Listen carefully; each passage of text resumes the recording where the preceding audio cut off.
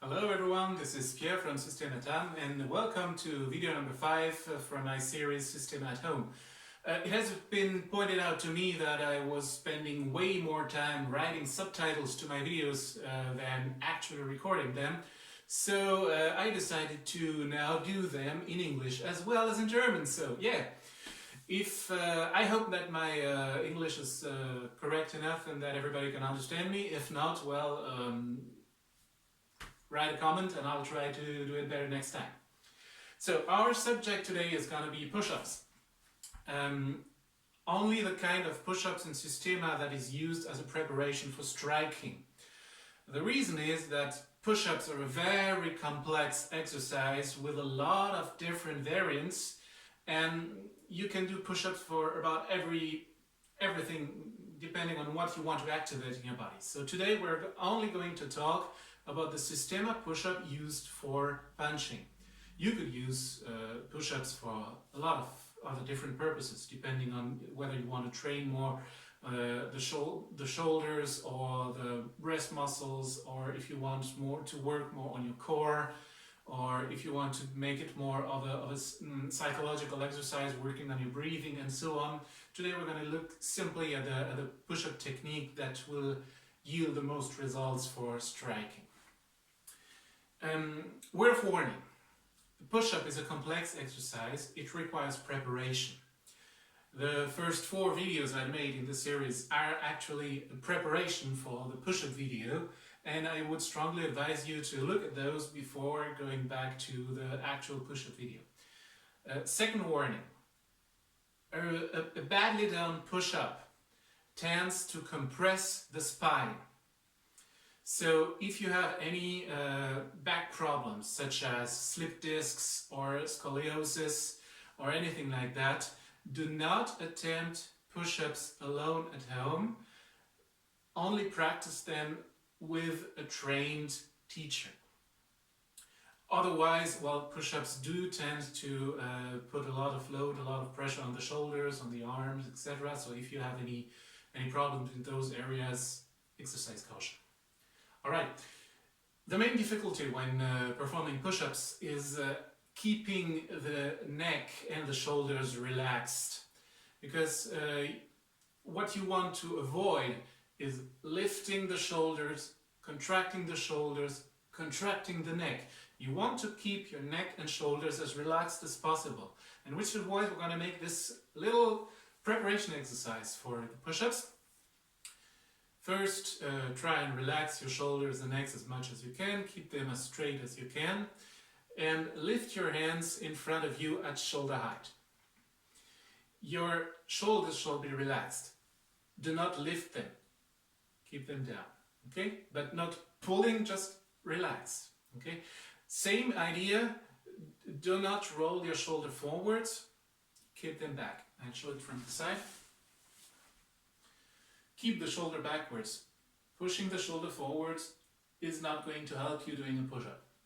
Just keep them backwards. Alright, now that my hands are up here, I'm going to turn them with my palms toward the ceiling. And now I'm going to try and move my finger up slowly towards the ceiling. And while you do this, I want you to focus on 2 things. On the beginning of the movement, say the first half, I want you to focus particularly on your neck and on your shoulders. Both should remain, I wanted to say the German word for it, both should remain relaxed and quiet, unmoving. You should not lift the shoulders stay put. And on the second half of the movement, I want you to focus on your chest, especially on your rib cage. The rib cage should stay relaxed and should stay down. Avoid lifting the rib cage when you lift the arms. Try and keep the rib cage down. So from the beginning, your hands at shoulder height, turn the palms upward, point the fingers toward the ceiling, and focus on your neck, on your shoulders, and on your rib cage. Easy. You can do the same exercise starting from this position with your elbows sideways. You can also do this while leaning against a wall. It makes it a bit more easier to relax your shoulders and your neck if you are supported by the wall. But in the end, it's exactly the same. Lift your hands above your head. Try to keep your neck and your shoulders relaxed, and try to keep the rib cage down. Do not lift it up. If you lift the rib cage up during this movement, then it's quite probable that you are going to make this rib cage rotation while doing the push-up as well, and this will induce additional pressure on your spine. This should be avoided. So keep the rib cage down, control the rib cage. You'll hold it with your core muscles later on when doing the actual push-up. Okay? So now I'm going to show you a few exercises, preparation exercises using a wall. That will teach us how to correctly place the hand and how to correctly perform the arm movement linked with a push-up. Let's start. Alright, let's talk about the fist first. Those kinds of push-ups that we do as a preparation for striking are done on the fists, of course. And it's not really nice at the beginning because your fist needs to adapt to this pressure. So what we're going to do is we're going to learn how to build a correct striking fist in Systema. First, you're going to roll your fingers in, but not too tight. Imagine that you could fit a pencil through this between your fingers without much force. That's the kind of tension you want in your hand, not more. Your thumb is going to go either in front of your fingers or to the side, pushing here on this little triangle. Both are possible, it's a matter of taste. When you do the push-up, you're going to try and keep as much pressure as possible evenly spread on all four knuckles. You will find other martial arts where the strike and henceforth the push-up is performed on only two knuckles. In Systema we try and keep the pressure constant on a larger surface. So that's it for the hand. Now your wrist should be stable when doing the push-up because otherwise you're going to damage it. And the correct alignment of the wrist is when you have a plain surface here and a plain surface here. So these two surfaces are planes. Alright? This one isn't. Which is why we do not strike only with those two knuckles, because that would bend the hand, but we strike with the whole hand and try and keep the alignment of these joints with our humerus. So here you're straight, here straight. Now you're going to place your hands on the wall like this and exert a light pressure. Building the pressure will cause tension in your body.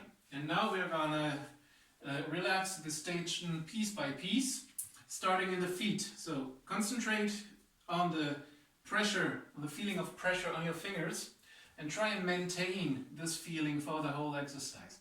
And now what we're going to do is we're going to move the feet, one foot after the other, move the foot, move the leg, and try and relax them, while at the same time maintaining pressure on the knuckles. Once the legs are relaxed and free to move, we're going to move up to the hips. Move the hip around, try and relax it. When the hip is relaxed, we're going to move up to the torso. When the torso is relaxed, we're going to move up to the shoulders. Try and roll the shoulders in every possible direction, still maintaining the pressure. And now we're going to try and move the elbows by moving the whole body around, coming closer, moving away, still keeping the pressure.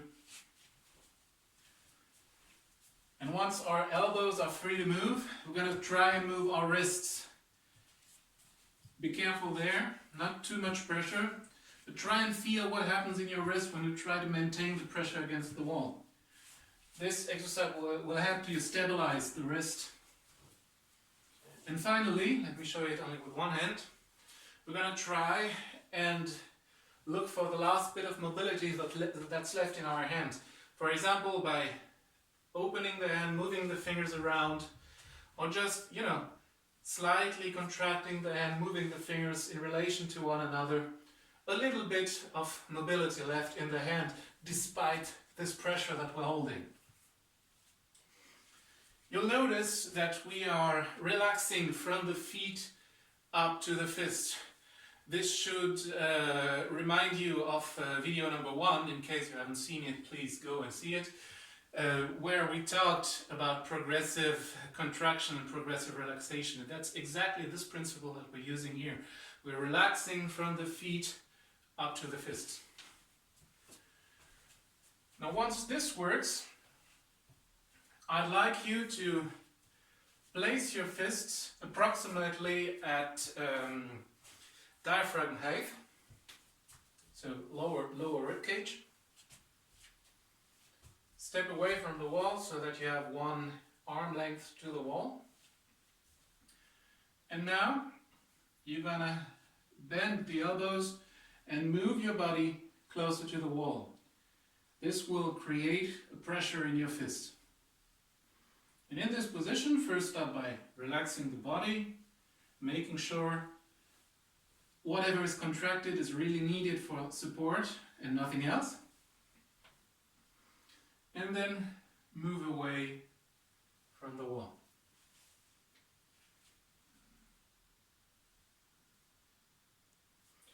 Of course, you can do this exercise with different positions of your fists. You can keep the fists at diaphragm height with your elbows kept down. Don't press the elbows against the body, just let them drop. Or you can place your hands at shoulder height, keeping your elbows up.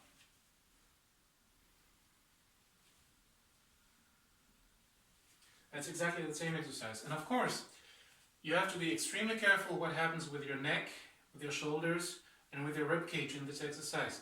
The point is, of course, not to lift the shoulders and work like that, but keep the shoulders down, keep the rib cage down, keep your belly toned, and move as relaxed as possible while maintaining this pressure on the fists. Once this works, you can start increasing the pressure by moving your fists down and moving your feet back and away from the wall. And this is going to tremendously increase the pressure on your fist. And that will be exactly the same exercise. One important detail: when pushing away from the wall, start pushing from the hand. You're not pushing from the shoulder and the back. The first thing that starts moving is the hand. Try and imagine, when you're in this position, that you are pushing your hand farther into the wall and moving your hand into the wall. What will happen is that you will first start contracting in the hand. Tension is going to build up in the hand. And this tension is going to wander from your hand to your lower arm, to your upper arms, especially the triceps, to your shoulders, and up into your breast muscle. This is progressive tension. We had the progressive relaxation from the feet to the fists. Now we're having progressive tension from the fists toward the center of the body. Of course, when you do this exercise against the wall, the tension is going to reach up until your breast muscles more or less, but no more. It's going to be more when we do this on the ground. Okay, so once again, keep the correct fist shape by rolling your fingers without additional tension, putting the thumb away so that it's not in the way. Apply pressure evenly on all four knuckles. This is a plane, this is a plane. Put pressure on your fists, maintain the pressure. Relax the body. Pay particular attention to your neck, shoulders and rib cage. And when pushing away from the wall, move the hands first and then let the tension wander from the hand towards the center of your body. Alright? And if you want to do things a bit more complicated, you can use various positions of the fist. When your fists are like this with the elbows close to the body, then your triceps is going to work more. When your elbows are away from the body and your fists like this, then you're going to work more with breast muscles. Or you can mix it up, one fist up, one fist down. You can switch. You can step away from the wall in order to increase pressure. And that's how you're gonna prepare yourself for the real push-ups, which are coming right now. Okay, now for the transition to the complete push-up. When you're doing push-ups on the ground, horizontally, you, in addition to the issue of the neck and shoulder that we already had while doing the preparation exercise on the wall, what you get on a horizontal position is the question, what happens with my back and what happens with my abdominals. The problem is, if you don't know how to do a push-up properly, chances are high that you're gonna let your belly hang, and that will create additional strain on your lower back. That's not particularly healthy, so let's see how we can correct that. The first thing we're going to do is we're going to take up the stance. It's quite similar to the exercise we've done in video number 4 on core exercises. And from here, my fists are directly under my shoulders. My shoulders are free, my neck is elongated, it's free to move in all directions. What I'm going to do, I'm going to move my knees back until my upper body aligns with my thighs. Okay, my calves and feet just stay where they are. They're not going to move at all during this exercise. Right, now when I'm here, I'm going to activate my abs. I'm going to pull my navel towards my spine, inwards, not too much, just a little bit. And with that, I'm going to support my back from, my front side is actually going to support my back, so my back doesn't have to hang, and so it doesn't have this extra compression from bending. And now we're going to use the same principle that we've used with the exercise on the wall. I'm going to first move my hips around a bit, try and relax my hips. When my hips are relaxed, I'm going to try and move in the upper body. When my upper body is relaxed, I'm going to try and move the shoulders.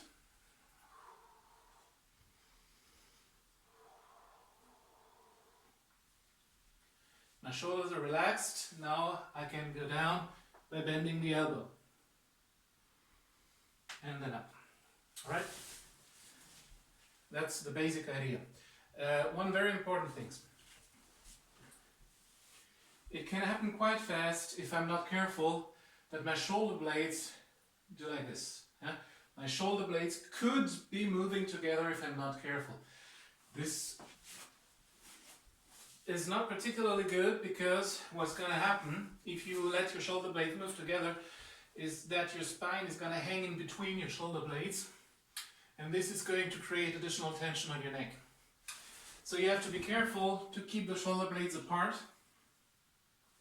and maintain this position while doing the push-up. So here, and then move. The second thing is, you want to be careful about not letting your head drop when doing the push-up. Your head should avoid the ground as much as possible, because you don't want to slam your face on the ground. So instead of dropping your head like this, which is a frequent mistake seen in many people, you want to keep your head as far away from the ground as possible for as long as you can. Alright? And the third step is about pushing with the fist, and not pushing with the back, exactly as we've seen on the wall. So that's about it for the technicalities. Now, of course, you can try it with different angles, different approaches. As I said on the wall, this variant works more on your triceps. This one works more on your pectorals and deltoids, but you can mix and match as required as you want. Okay, now to transition from this to a full push-up, I can suggest one other exercise. Oh, by the way, if doing the push-ups on the ground is hard on your fist, you can of course use a yoga mat or a blanket or a pillow or whatever under your fist so that your skin adapts progressively over time. No point in hurting yourself, but with time your fist should adapt to the pressure, and then you'll be able to do the fists push-ups on the ground without feeling much pain. Well, at least it won't be the part that's most painful. Alright, so transition from kneeling push-up to regular push-up. I'd suggest that you pick up a chair or two if you want to put your hands a bit further apart. And now you're gonna place your hands on the chair, keep your shoulders directly above the hands, and move your feet back until your upper body has aligned with your legs. Right? And now same exercise as against the wall. You're first gonna relax the feet and legs, then you're gonna relax the hip. Now work on your upper body. Work on the shoulders. And once everything is relaxed, you can start bending the elbows, bringing yourself down, alright? And pushing back up. Of course, you can do it with a chair, you can do it with anything that elevates your fists in regard to your feet. Any variant is possible, of course. The point is that this variation is of course easier to perform than a full push-up. So if you need to transition more slowly from the kneeling push-up to the regular one, then take a chair or whatever is high enough to support you. Alright?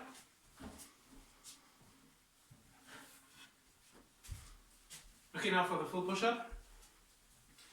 You remember this exercise from video number 4, where I said we're gonna take this stance, okay? Activate your belly muscles by pulling your navel towards your spine. Slightly, not just a little bit, in order to have minimum tension, supporting your whole organs. And now, stretch your legs behind you, alright? And then maintain the position. Well, the push-up isn't that different. You're going to start with your fists, of course, but otherwise it's the same principle. Put your legs back, activate the belly muscles, and then you're done. Okay, now you can perform the same relaxation exercises as seen on the wall. Start by relaxing from the feet and then work your way up towards the shoulders. And once that's done, then you can go down and start pushing back up. One important detail is when going down, try and keep your shoulders down in relation to your head. Do not lift your shoulders towards your head. That can happen quite fast if you're not careful. You're going down and then this happens when going up. And of course, this is parasitic tension. It's not really healthy for your neck and shoulders. Plus, it's gonna some residual tension will remain when you perform a strike, and you really don't want that. So try and think about keeping your shoulders down in relation to your head. Keep your shoulders away from your head. All right? And the last thing is push from the hand. Exactly the same thing as we done on the wall. Try and picture as if you were pushing the ground away from you. Yeah, you're digging in the ground with that fist, all right? And then the tension builds up in the fist first and then wanders up your arm towards your shoulder, towards your core. If you push from the back, then you risk losing the connection from your core to the rest of your body, and then what might happen, careful, wrong example, what might happen is this. So you're going to create additional strain on your back by tensing up the back too much and losing the connection between the core and the upper back. So think about maintaining structure in the abdominal area, all right? And pushing from the hands first. Let me demonstrate that again. Take the position, activate your core by pulling the navel towards the spine. Keep an elongated neck, keep your shoulders free and your neck free, and when going down, keep your shoulders down in relation to your head, and push on the hands when going up.